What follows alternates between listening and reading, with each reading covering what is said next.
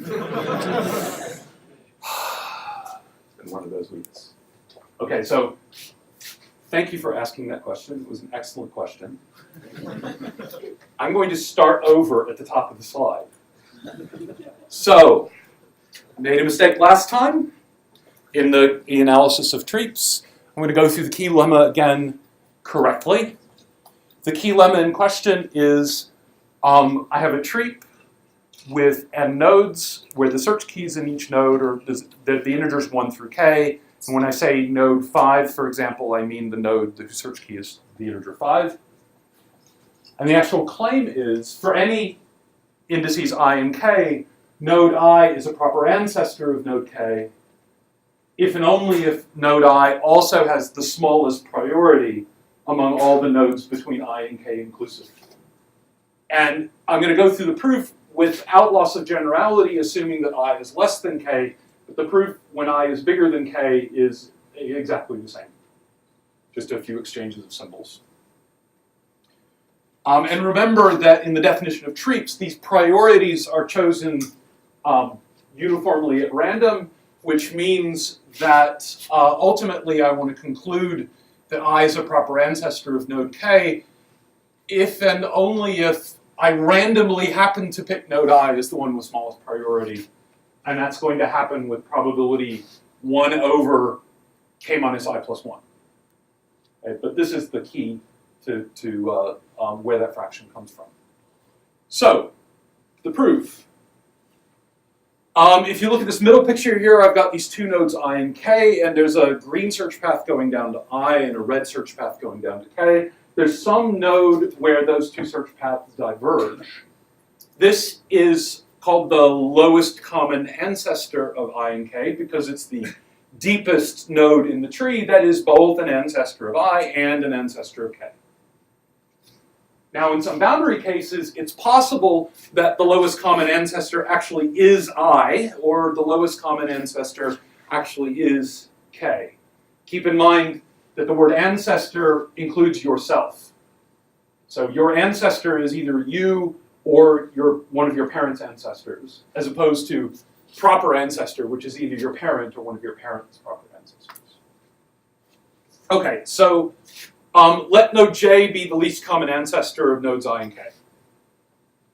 Now there are these three cases to consider, and I is an ancestor of node k only in the first case, where the least common ancestor happens to be equal to I.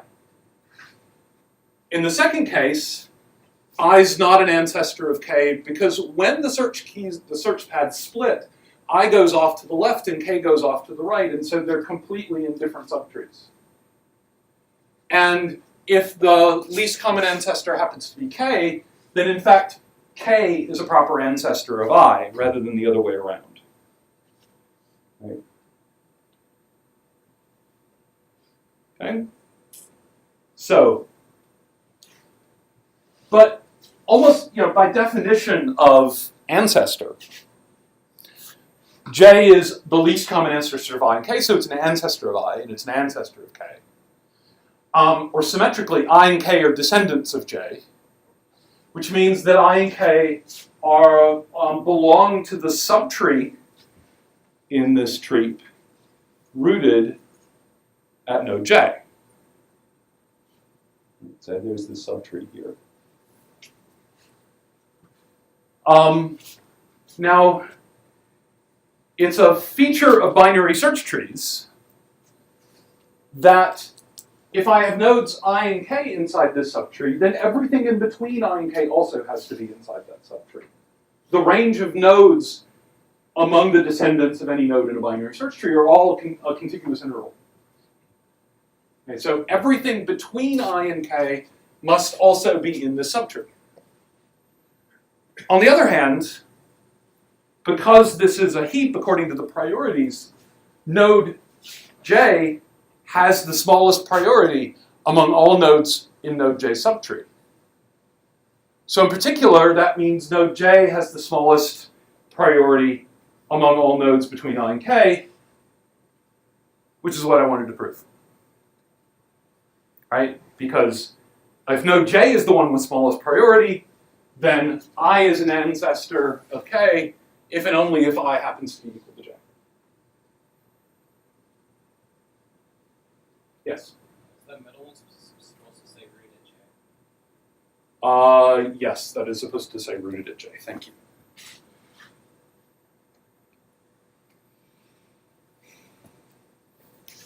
Okay, so I use the structure of binary trees to pick out a particular node, the lowest common ancestor. I use the fact that it's a binary search tree to argue that everything in the range that I'm interested in is a descendant of that least common ancestor. And then I use the heap property among the priorities to conclude that that least common ancestor actually is the smallest priority among all the nodes in that range. So the only way that I can have I be an ancestor is if I is the least common ancestor, which means I has the smallest priority. Okay? So, again, I apologize for completely messing this up yesterday. All right.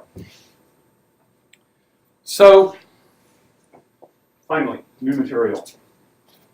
What I want to talk about today is a set of what are called tail inequalities. So the kind of question that I want to be able to answer is not, what's the expected running time of an algorithm on a particular input. This is the kind of question that we've been thinking about so far.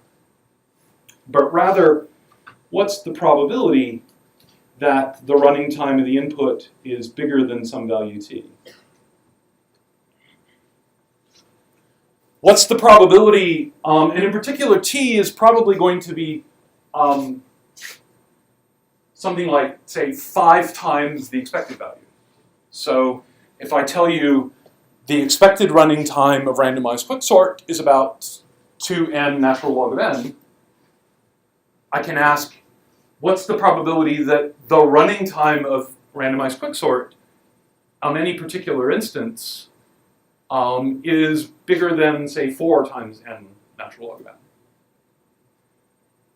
And this is actually a much more subtle question than just going after the expected value, because it gets into questions of the precise distribution of the various random variables and questions about correlations between the different random variables.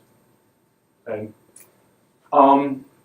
So in particular, what I'd really like to be able to ask is something like, what's the probability, sorry, something's going wrong here.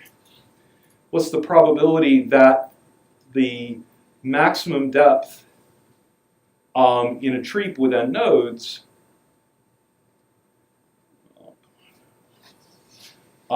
is bigger than, say, 10 log n?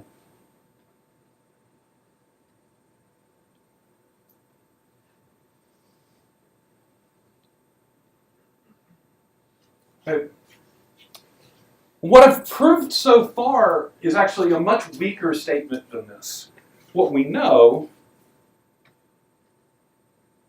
is that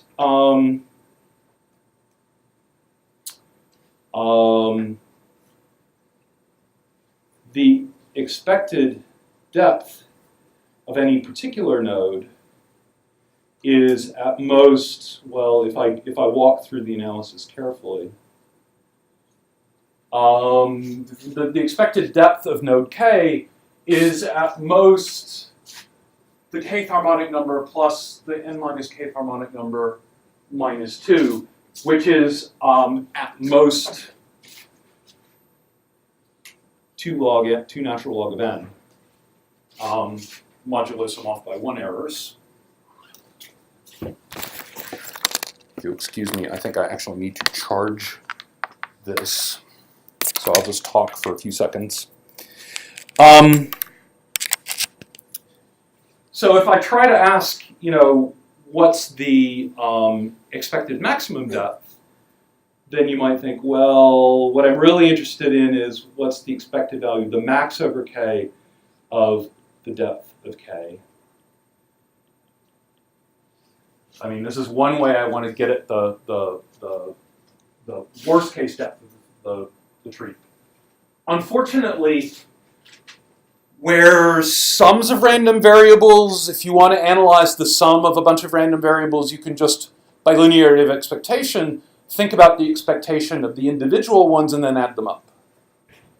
But max is just bad, right? You can't, there's no reasonable way to look at the maximum of a bunch of random variables and ask about their expectation the same way that you can reason about their sums. Okay, so we have to do something a little bit more clever. Count to 10, just because random variables don't decompose nicely that way. So if instead I want to say, what's the probability that, the maximum depth, see, the pencil's so much better, is bigger than 10 log n. This is the same as saying the probability that for all k, okay, that hopefully was enough, depth of k, sorry, let me say I want its most, depth is at most 10 log n. Okay, so if I want the probability the maximum depth is at most 10 log n, that's the same as arguing that for every k, the depth is at most 10 log n. But notice that this for all is inside the probability. Now, there's something called the union bound that allows me to ask the following question, to separate out this probability into a summation, but it's not a summation with an equal sign on it. It's a summation with a less than or equal sign on it. It says this is the sum over all k of the probability that any particular depth, k, is at most. Okay, hang on.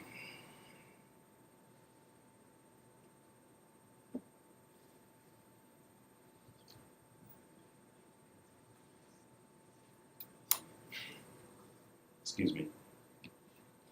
Eventually, I will get the off by 1 and sign errors correct. So forgive me. I'm just going to start over rather than trying to fake it again. Okay, I'm interested in the probability that the max over k of depth of k is greater than, say, 10 log n. This is going to turn out to be, at most, the sum over all k of the probability that the depth of any particular node is greater than 10 log n. And the reason why this is less than or equal to is that it's possible that there are 4 or 5 nodes that have depth bigger than 10 log n. And so those events are going to contribute to 4 or 5 different probabilities on the right-hand side of this inequality, but it's only going to make it true over here on the right once. All right, so there are some collisions between the various component events that might make this up, which might cancel each other out. So I get this less than or equal to sign. So this inequality is called the union bound. This sum is replacing an or. There exists an integer k such that depth k is at least 10 log n. That's really what this maximum is saying. Okay. So if somehow I could argue that this depth probability is small, right? So suppose we knew that the probability that any particular depth is big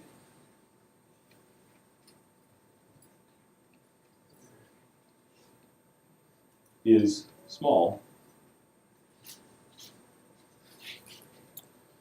then we could conclude that the probability of that the maximum depth is big is almost that small.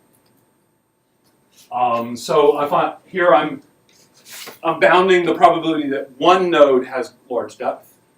And if I substitute that inequality into the summation, there are n possible values of k, so I need to multiply the right-hand side by n. Okay?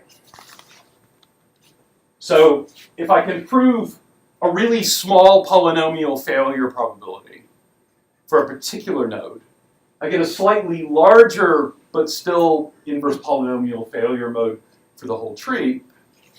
And then I could argue that the expected maximum depth, well, it works out something like it's at most the probability that the maximum depth is less than or equal to 10 log n times 10 log n plus the probability that the max depth is big.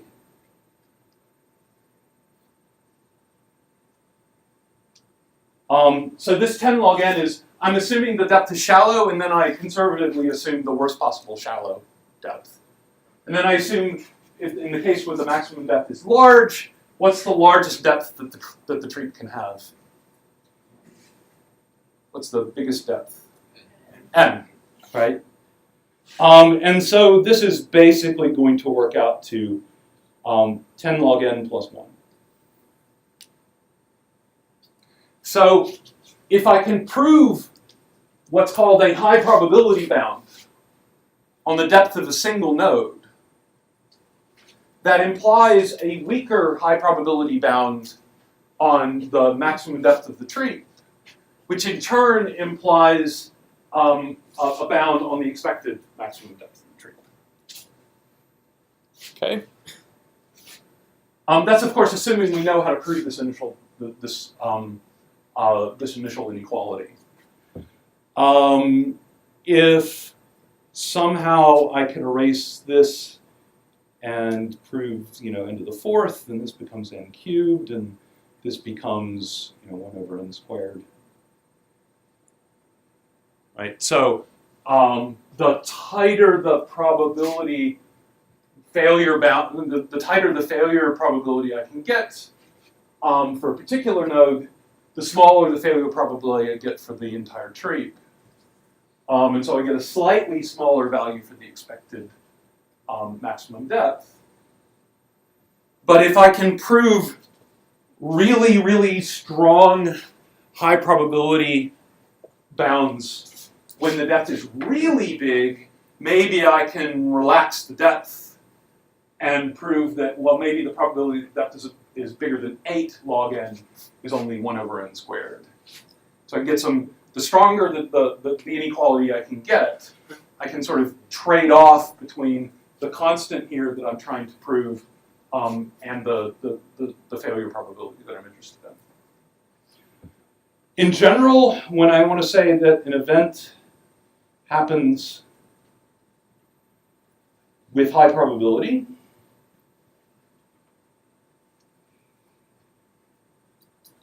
this is a technical term that means that the probability of this event is at least 1 minus 1 over n to the c, where c is some constant. It doesn't just mean with probability greater than 99%. It means as the size of the problem grows, if I'm sorting larger and larger arrays or I'm building larger and larger trees, the failure probability, the probability that the event I'm interested in does not happen, shrinks. It decays to 0. Yes? Just round up the probability of my set plus the 10 log n to 1 for your example. Yes. this is 1 minus some tiny epsilon, which I ignored. So again, less than or equal. Okay. So the real question then is, how do I prove something like that? Okay. And to show you how to do that, I need to teach some probability. Some of the things that I'm showing you, you may have seen before in a probability class, but I know that not all of you have taken a probability class, which is why I'm showing this to you now. Okay, so it's going to get a little bit abstract for just a moment, but whenever I say, here's a random variable, I'm interested in some questions about it, I want you to imagine that that random variable represents, say, the depth of a node in a tree, or the number of comparisons executed by randomized quicksort. Okay? So, in general, let's consider some non-negative random variable z.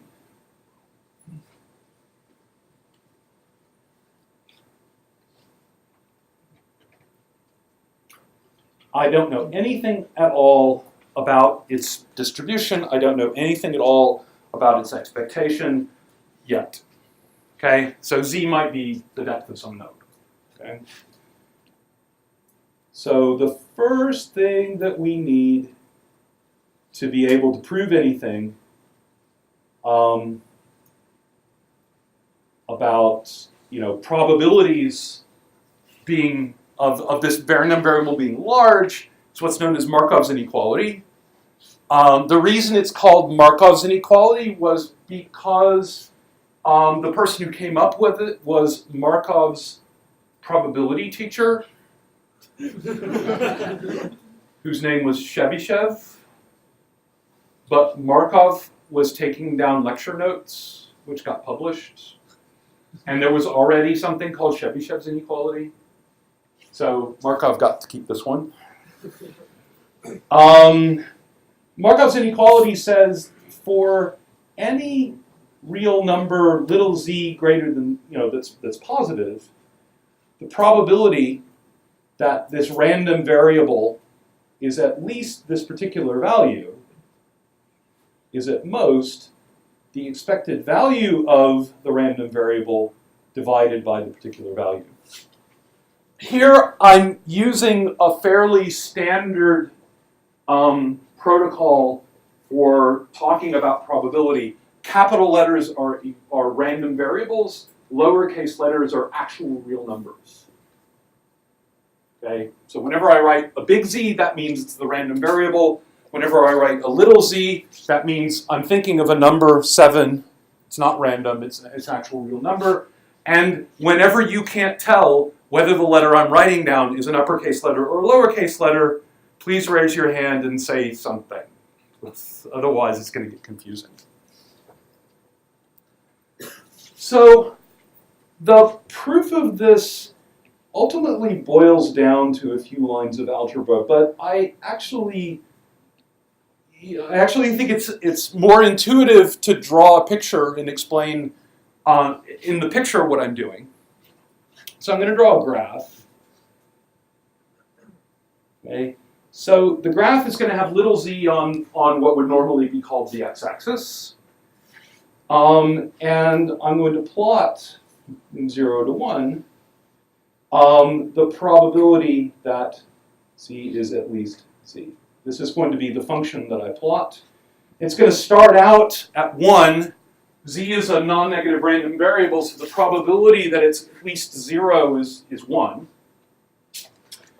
So I'm going to start here, and it'll decay, decay, decay. And it might run off to infinity, and it might actually hit the horizontal axis at some point, fall to 0. Doesn't matter. Okay. Now, if I'm going to wave my hands a little bit, if I imagine looking at a particular value of z here, And this, of course, is probability that capital Z is at least Z. Maybe to keep this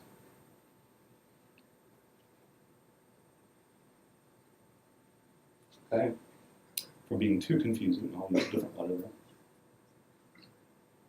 I get this nice little rectangle. Now, if Z is a discrete random variable, then, you know, just next to it, I have Z plus 1. And in fact, the function isn't a nice line. It's actually some sort of stair step there. Right? And this area here,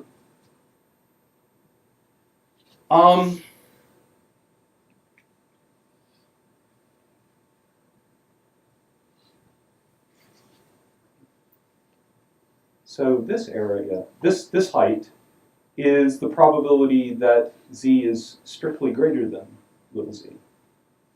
And yeah, I need to make that's a little bigger.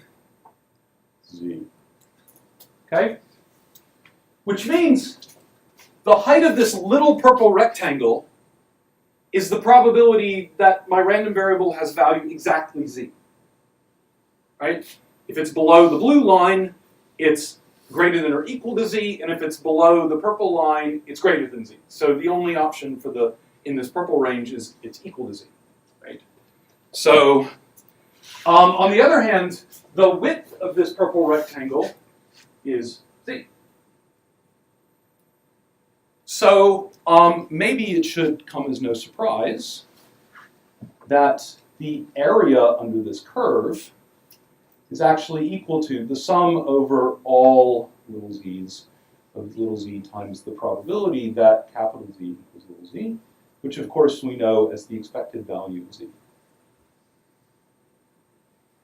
Now, if I'm dealing with continuous random variables, of course, I have to change this sum to an integral, but the morally, it's exactly the same proof. Okay? Now, let me look at this rectangle. This rectangle has area little z times the probability that Z is at least little z. And all Markov's inequality is saying is the area of this rectangle is less than or equal to the area under the curve.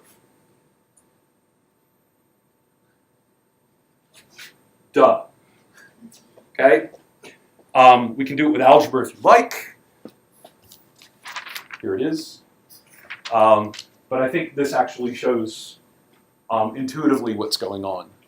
And I think it also intuitively shows why, depending on what that distribution looks like, if you're doing continuous probability, this is what's called the continuous density function. Depending on what this density curve looks like, this estimate here of the expected value, it can be pretty good, right? So if the red curve actually looked like a big rectangle, it sort of goes over and then down, it's actually going to be exact. It might be off by, in this case, it looks like it's off by about a constant factor. So this rectangle looks like it's about a fourth of the area under the curve. And, you know, this is still an algorithms class, so constant factors don't really bother us that much. But if this red curve actually has a very long tail, or I choose the wrong value of Z, this estimate can be really bad, which means Markov's inequality will give you a bound that's on the probability that's correct, but essentially useless. Okay? So, for example, if I imagine that Z is a uniform random real number between 0 and 1, Markov's inequality tells me the probability of that random real number being greater than 1/2 is the expected value, which is 1/2, over 1/2. So, indeed, the probability of choosing a random number between 0 and 1 and having it be bigger than half is at most 1. the probability of being at most 3/4 is at most 3/2. It's like saying, this pencil costs at most $1 trillion. It's true, but it's completely uninformative. Okay? And so, this is not the strongest statement about probability that we'd like to be able to make, because it really can be extraordinarily weak. Unfortunately, without stronger assumptions about this random variable capital Z, I can't actually make any stronger assumptions than this. This is the strongest inequality I can assume without additional knowledge about where the random variable came from.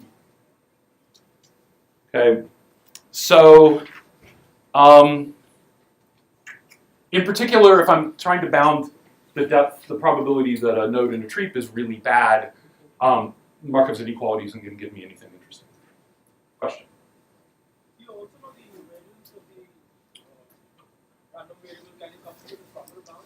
So the question is, if you also know the variance of the random variable, can you prove a tighter bound? And the answer is yes, you can, using the formulation of Chebyshev's inequality in terms of variance.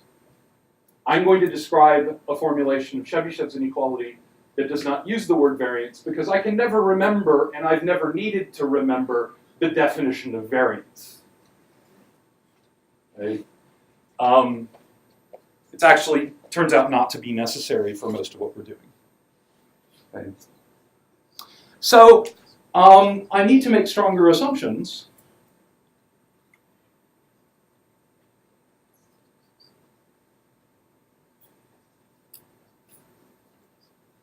And so one of the stronger assumptions that I'm going to make is that Z is the sum over of a bunch of simpler random variables where x of I is either 0 or 1. And so again, I want you to imagine that Z is a proxy for the depth of a node in a tree, for the running time of quicksort. We analyze those things by breaking the random variable into a sum of 0, 1 variables, and then analyze the expected value of each of those 0, 1 variables. So I'm going to just restrict myself to that setting. And I need to assume something about independence among the xi's.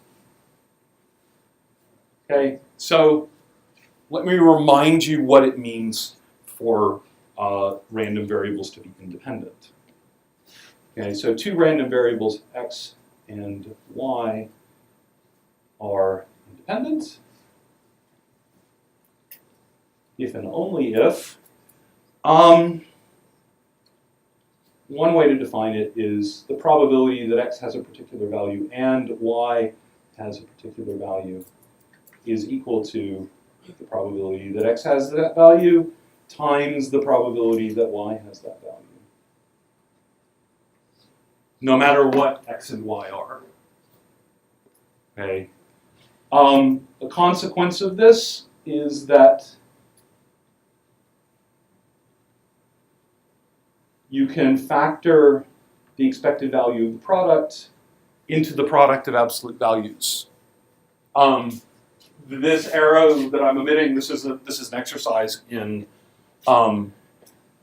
definition crunching. You just write down what's the definition of this expected value. Well, it's a summation over all possible x's and y's and various probabilities, and you can factor that summation, provided you can factor the probabilities.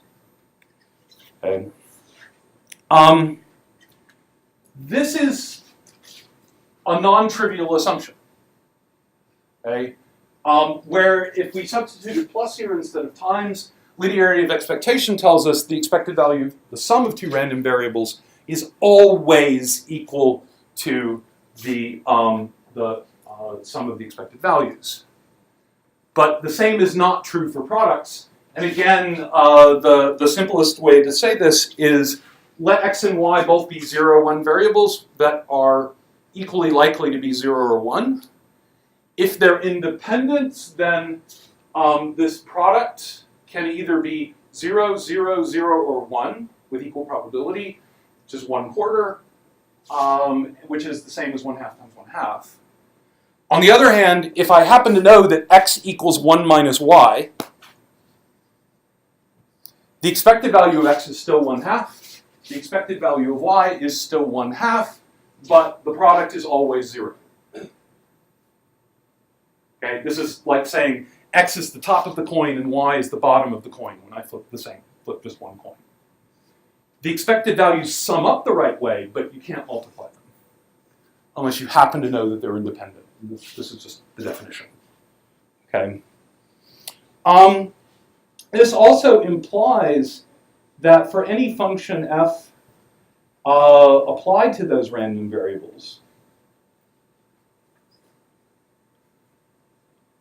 f of x and f of y are independent. So if I have two coins, whether one of them comes up heads and the other one comes up heads, these are independent events. So if I say, I'm going to give you $1 million if this coin comes up heads, and I'm going to give you $1 million if that coin comes up heads, and then this function f of x is now either 1 million or 0.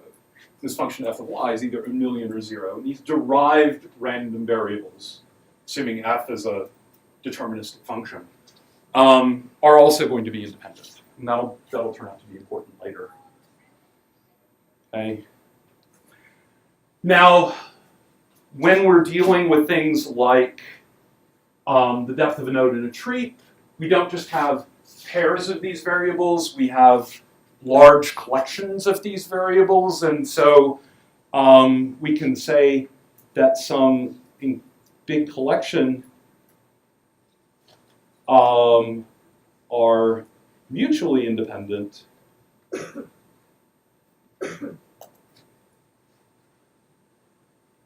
if essentially, the probability over all I that each of them has some desired value, this is equal to the product over all I, the probability that just one of them has that particular value. Right? So you can still factor the probabilities, which means that you can still factor the expected value of the product into the product of individual expected values. All right, and again, this is a much stronger statement than the other thing that you might want to be able to say, which is that x1 through xn are pairwise independent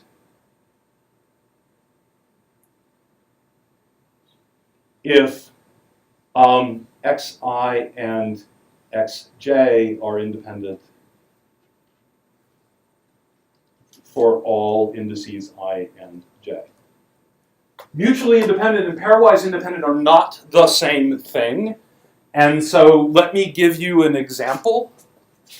So let's, for example, here, let's suppose x is the value of a coin flip, and y is the value of an independent coin flip, and z is equal to x exclusive or y. X and y are independent because they're two different coins. X and z are also independent. Y and z are also independent. But x, y, and z are not mutually independent because if I know the value of x and y, then the value of z is completely determined. And in fact, if I know the value of y and z, the value of x is completely determined. Okay, so these three variables are pairwise independent, but they're not mutually independent. This distinction starts to become much more important when we start talking about hashing, because the way you derive useful working hash functions is essentially you choose the hash function randomly from a distribution that has a certain amount of independence in it. And the more independence you require, the harder it is to come up with such a function, and the harder it is to evaluate such a function, which means the slower it is to actually do hashing. So when we start talking about hashing, there's going to be this trade-off between the speed at which we can compute the hash function and the independence of the hash function, which will control, for example, how collisions are distributed. More independent things will have collisions distributed more nicely. Less independent things will be faster to compute, and the hard part is finding that sweet spot in between these two extremes. Okay. Okay. So, any questions about what independence means? You can also have 3-way independence, 4-way independence, 27-way independence, where every collection of 27 of these variables is mutually independent, but maybe there's some correlation between sets of size 28. Okay. So let's now look at Chebyshev's inequality. If you remember, the reason Markov's inequality was called Markov's inequality because Markov was in the audience taking notes when Chebyshev described it during the lecture. Chebyshev's inequality was actually discovered by a colleague of his named Beyond May. But Chebyshev wrote a survey paper about Beyond May's work where he happened to mention this inequality. And besides, he had this other thing that he wanted to give to Markov. Okay, so here's the inequality. Let me assume that I have a collection of pairwise independent random indicator variables, 0 or 1. Then the probability that x minus the expected value of x squared is larger than some number z is at most the expected value of x over z.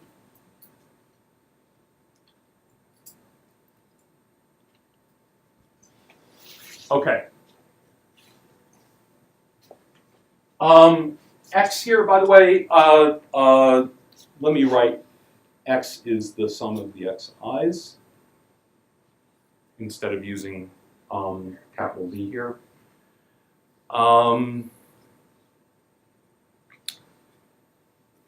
Now, this is not something that I would expect you to remember. This is something that I would expect you to write on your cheat sheet in case you needed to apply it. But later I'm going to show you some simple consequences of Markov's inequality that are easier to write down and therefore easier to put on the cheat sheet. And these are usually the special cases that you actually want to apply. Okay? So, notice one thing about that I have not said about these variables x of 1 through x of n. I haven't said anything about their probabilities.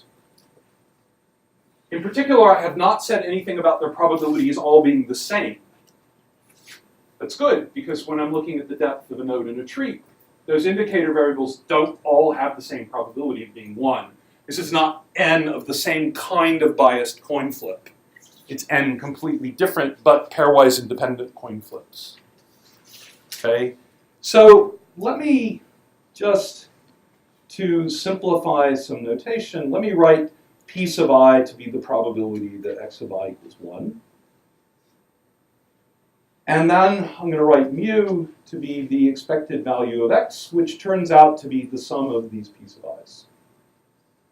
Again, this is the same logic that we've used before. If I want to look at the expected value of a sum of indicator variables, that's the same as the sum of the probabilities of those variables being equal to 1. Okay? And then finally, let me define y to be x sub I minus p sub I, and capital Y to be equal to the sum of the y sub i's, which by linearity is the same as x minus mu. Why am I doing this? So I'm going to set up these new variables y, which I get by shifting the variables x, which instead of 0 or 1, I'm going to shift them down by the expected value. And the consequence of doing that is that y sub I is a random variable whose expected value is 0.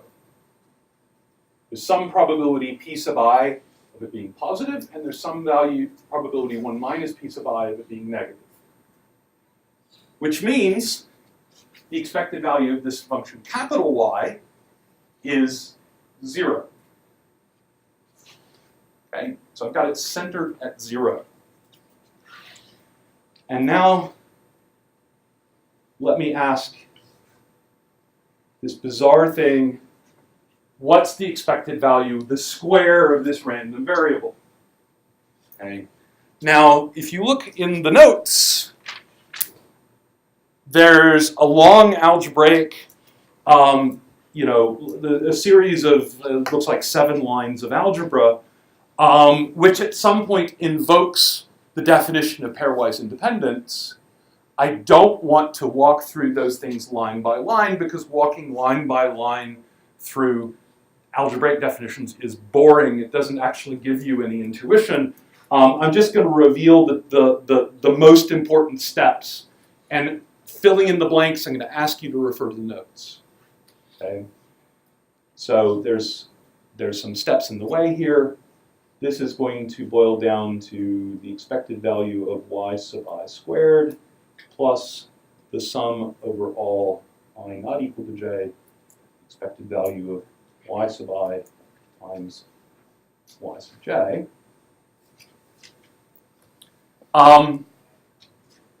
This is really just expanding the definition of expectation and doing some index arithmetic. Because these y sub i's, well, these x sub i's are pairwise independent, and so that means, because I'm applying this simple function, these y sub i's are also pairwise independent. And so I can replace this expected value of a product with a product of expected values. That's where I'm using pairwise independence. And now, what's the expected value of y sub I? 0. So, mirabile dictu, that all goes away.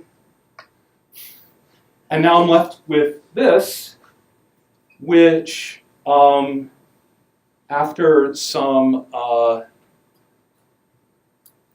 further algebra, comes out to be this, which is at most the sum from I of p sub I, which is equal to mu. Okay, again, there are details that I've explicitly left out here, which you can read in the notes. Okay, but in the end, what I get is the expected value of y squared is at most the expected value of x. Okay. Now, what am I actually trying to figure out? Trying to figure out what's the probability that y squared is at least z. This is y squared, that expression that I'm squaring, that's y, right? Y squared is a non-negative random variable. Y squared can't be negative because y is a real random variable. So I go up here to Markov's inequality and I say, well, what's the probability the non-negative random variable exceeds some value? Well, it's the expected value over the target that I'm trying to exceed. So by Markov's inequality, this is at most the expected value of y squared over z. But the expected value of y squared is at most mu. So this is at most mu over z.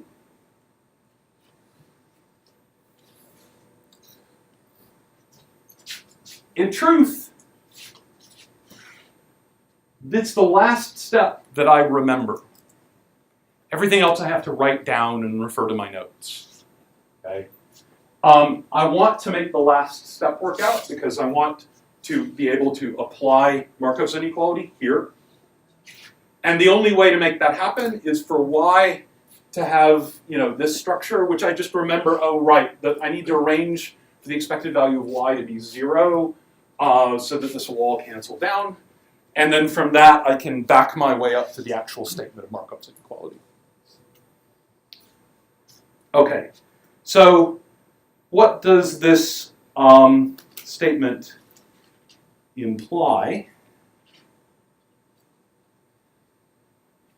Let me take a copy of this.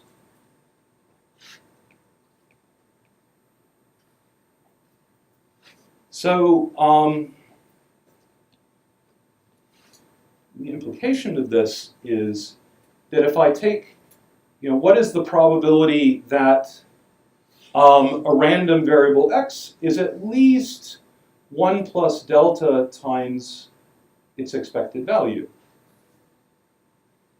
Let me actually write that explicitly as its expected value. Well, in order for x to be a lot bigger than its expected value, this difference, x minus expected value, has to be big, especially after I square it. And if I walk through the algebra, what I'll end up with is something relatively simple.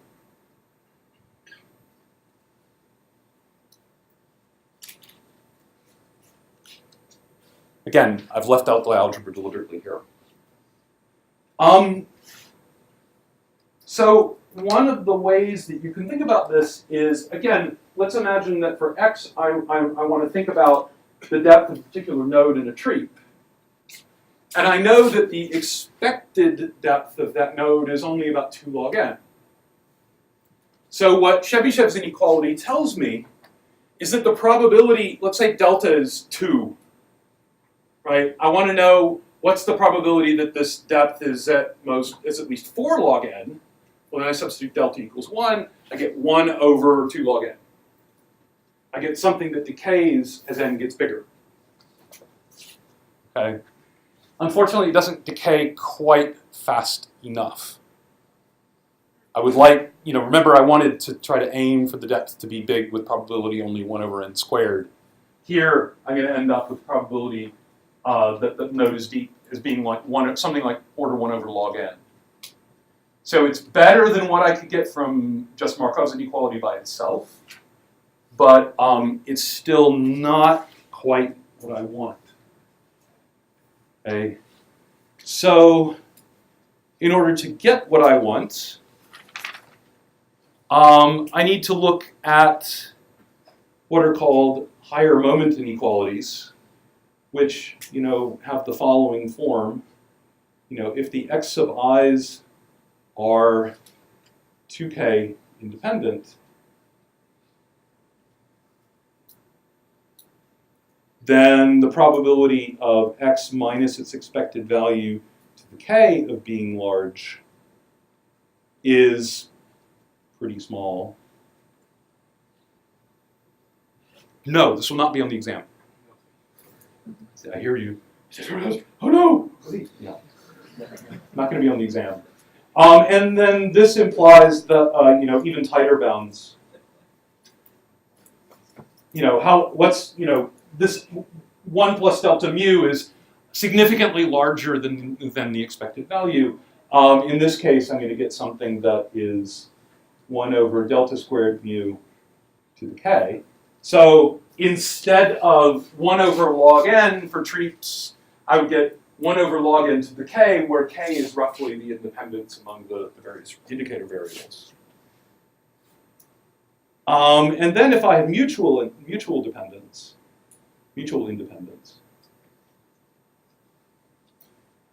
I get something called Chernoff inequalities, which of course were not due to Chernoff, don't worry. Which ends up looking something like you look at this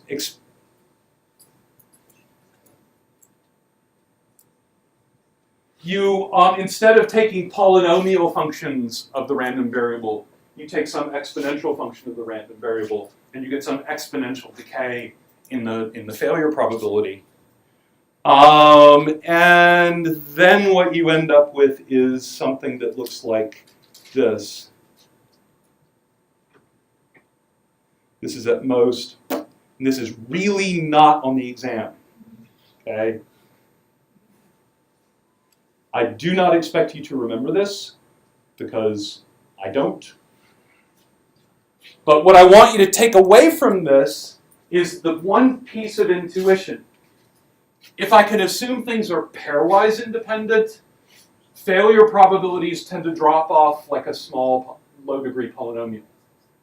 If I can assume that things are more independent than that, the more independence I have, the faster this tail slopes down to 0. And if I have mutual independence, then this failure probability is going to drop. This is just some constant. It's just a complicated number. But it's going to drop exponentially fast. And so for treeps, if mu is 2 log n, this is some number to the power of something log n. We know that 2 to the log n is just n. So if I arrange for this number to be significantly less than 1, this expression will eventually fall out to be some like 1 over n squared or 1 over n cubed, depending on exactly how I choose the constants. Yes? So for like trees, what does it mean for the exercise to be? Okay, so for treeps, answer this question and then I really do need to let you go.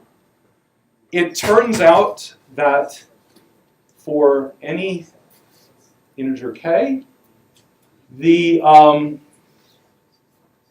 random variables are mutually independent. And what that means is that even if you tell me I happen to have a treep where 1, 2, and 3 are ancestors of a node k, then you've given me no information about whether node 17 is an ancestor of node k. The probabilities, the conditional probabilities are the same as when I didn't have that extra information. Right? This takes a little bit of work to prove. Again, it's in the notes. If I put k plus 1 up arrow k here, the statement would have been false. So you do have to be a little bit careful applying this. Okay. When you need to apply these inequalities, we will give them to you. We will not expect you to be able to derive or remember these. We will say, here, remember Chernoff bounds, remember Chebyshev, remember Markov. Here they are on the back sheet, the back page of the exam, if we're going to ask you anything about that on the exam. Okay? Thank you.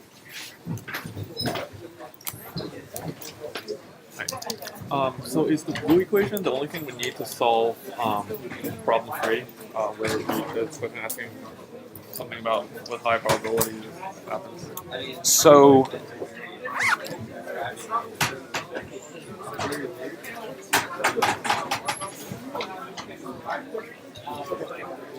in that particular case, each of the x sub i's, if you set that the right way, is exactly a fair coin flip. 50% heads, 50% tails.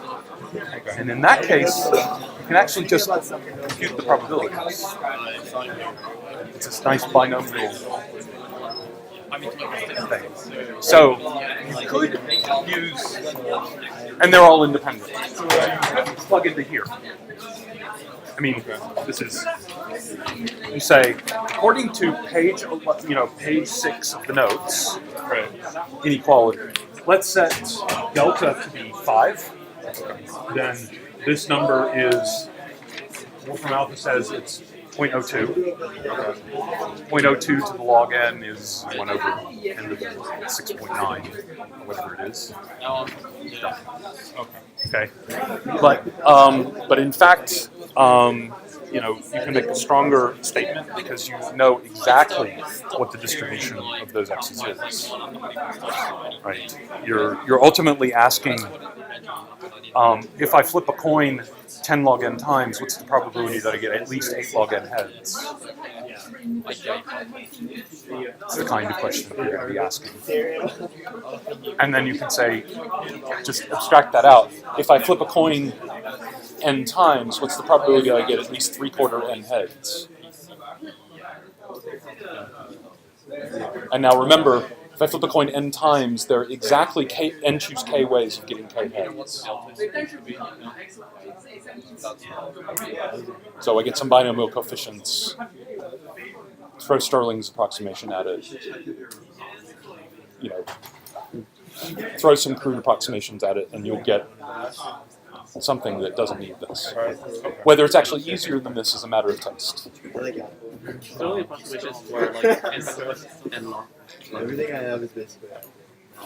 Well, yeah, one other quick thing. So for that majority tree problem, Yeah. the number of nodes in a majority tree of level n is actually 3 to the n plus 1. Right? 3 to the n plus 1 power. The number of leaves. The number of leaves Oh, is yeah, 3 to you the can- n. right, but then you need to also check internal nodes as well, right? No, because the values of the internal nodes are completely determined by the values of the leaves. But doesn't the algorithm have to look at? Yeah, they do, but then you have to look at for each internal node. You have to look at its children to determine its node, right? Right, and therefore by induction, to figure out the value at any node, you need to look at all of its leaves. Okay. But once you've looked at all of its leaves, you know the value. Okay, so I phrased the question carefully, right? The input to the problem that you're trying to solve is the labels on the leaves. Okay. Everything else is derived according to the rules. Right? And so the question is asking you to prove that if you're running a deterministic algorithm, you actually have to read the entire input. Okay. Well, that's what you mean. But then to label every single node, you do have to look at everything. To label everything, if you're thinking of running time, Right. there are parts of the running time that are not just looking at the leads. Right? I have to actually do the majority calculations, but they're going to be roughly a factor of 3 smaller than the work that you do looking at the leads. Right. So it's all going to get swallowed up in the big O. Okay. All right. Great. Thanks. What's the condition of using a Chebyshev inequality? Does it have to be like? All the indicator variables are mutually independent. Oh, okay. Oh, but the Chernoff is just a tighter bound. Or, So sorry. Yeah. Chernoff mutually independent. Okay. Chebyshev pairwise independent.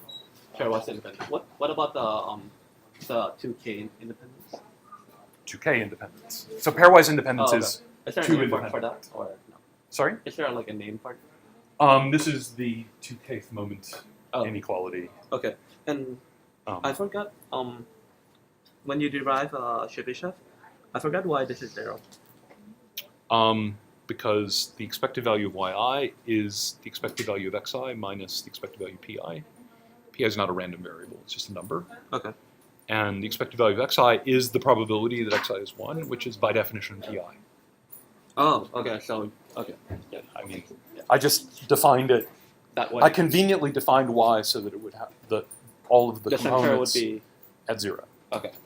Makes sense. And then, so I'm defining a probability distribution function that's centered at 0 and has tails going off on either side. Like normal. Yeah.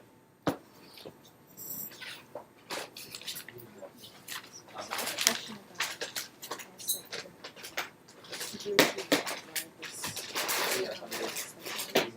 Okay, so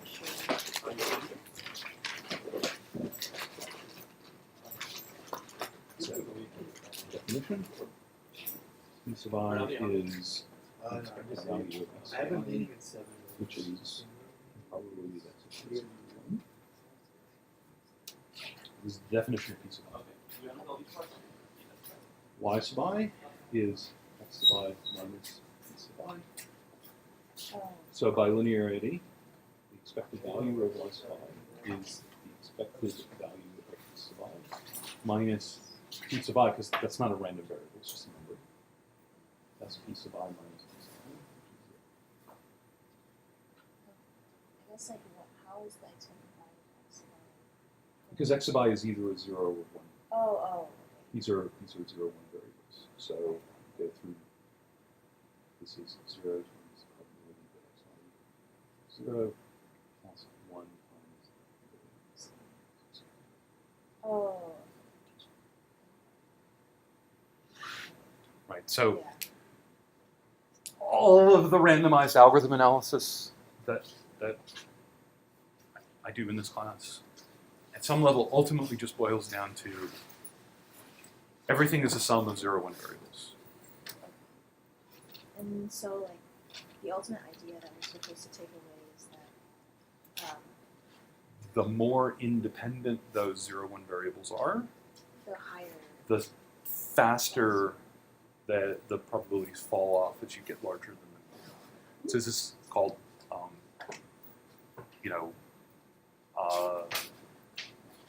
the tail of the probability distribution. Okay.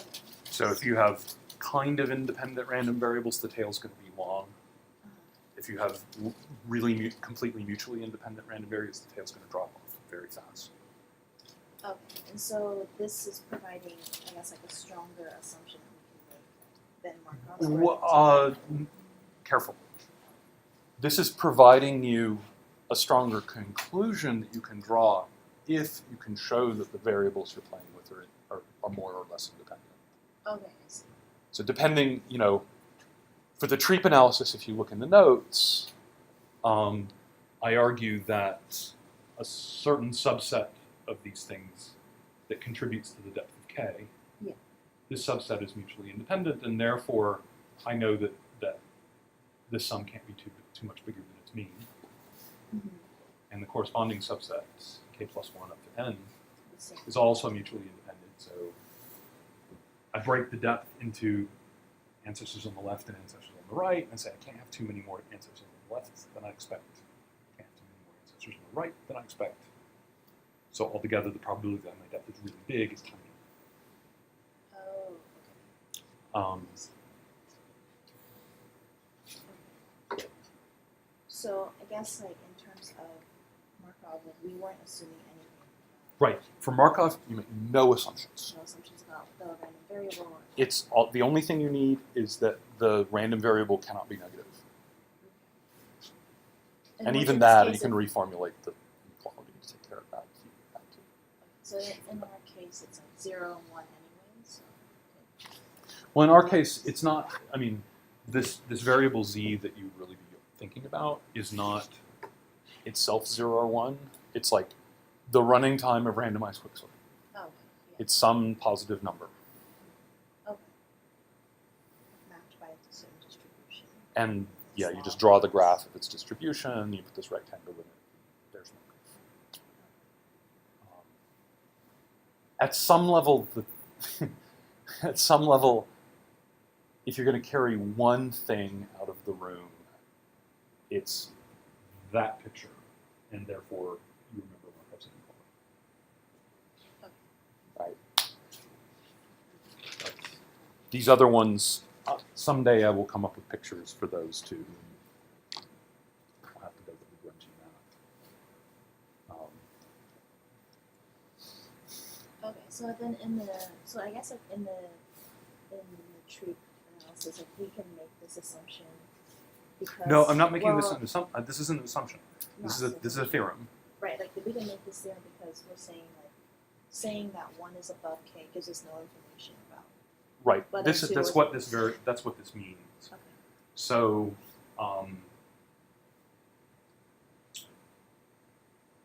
one way to think about this, the way that you prove this, is to say, when is 1 an ancestor of K? Well, remember that thing we proved at the beginning of the class. It means out of these K nodes, 1 has the smallest priority. Okay, great. Now, if I tell you, out of these K nodes, 1 has the smallest priority, do you learn anything about how the other K minus 1 nodes are permuted? No, 'cause we don't Exactly. know the subtree. Exactly. You know this one's small. This one's the smallest, but the other K minus 1 could be permuted in any of the K minus 1 factorial different ways, again with equal probability. Okay. And so by induction, those K minus 1 things are mutually independent, and then we do some math. Okay. So essentially, we're all just saying like these are the only two things we know for any two nodes. We don't Yeah. know anything Basically, yeah. So one of the weird things about trees is if you ask, what's my depth? How many ancestors do I have? And what's the size of my subtree? How many descendants do I have? Those two random variables have exactly the same expectation. Because one you're summing over sum over all I of I above k, and the other one you're sum over all I of k above I. Right? But the random variables, when you look up, you can split into two mutually independent subsets. And so you get these nice tail inequalities. The random variables looking down are not independent at all. So the depth is actually very tightly concentrated around log n. The size is awful. And you don't get that by just looking at the expectation. You really have to think about the independence of these things. Thank you. Yep. Go ahead, I'm trying to find it. So a question for the majority voting tree. So don't we need to assume that all the leaves are ID distributed or something? No.